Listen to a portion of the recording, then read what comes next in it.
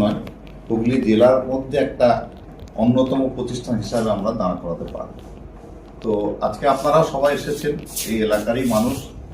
আপনাদের কাছে অনুরোধ আজকে যে এলাকায় ঘোরাফেরা চলার মধ্য দিয়ে এই প্রতিষ্ঠান সম্পর্কে জানবেন, প্রতিষ্ঠান সম্পর্কে মানুষের কাছে জিজ্ঞাসা করবেন, যাদের বাচ্চারা পড়ে সমস্ত গার্জেনদের কাছে জিজ্ঞাসা করবেন, করে যদি কোনো সমস্যা উঠে আসে সেগুলো আমাদেরকে বলবেন।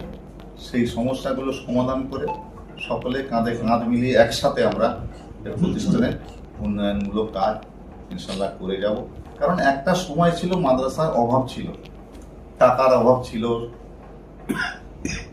বইপত্রের অভাব ছিল, ড্রেসের অভাব ছিল, সাইকেলের অভাব ছিল, গরিব মানুষরা যেতে পারতো না। কিন্তু আজকে দাঁড়িয়ে এখানে আপনারা সবাই একটা দল করেন তৃণমূল, সেই জন্য বলছি না, কিন্তু বাস্তবতাকে আমরা কেউ অস্বীকার করতে পারবো না। আজকে কোনো মাদ্রাসা, কোনো স্কুলে কোনো টাকার অভাব নেই।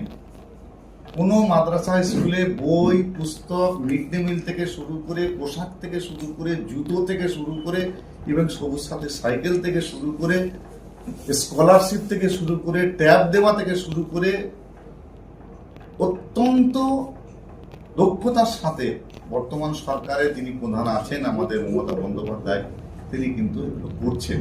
সুতরাং আমরা যদি সেই জিনিসগুলোকে নিয়ে একটু ইউটিলাইজ করে নিয়ে আমরা যদি এগোতে পারি, তাহলে খুব সহজভাবেই কিন্তু আমরা এই প্রতিষ্ঠানকে এগিয়ে নিয়ে যেতে পারব। সুতরাং আপনারা পাশে থাকবেন।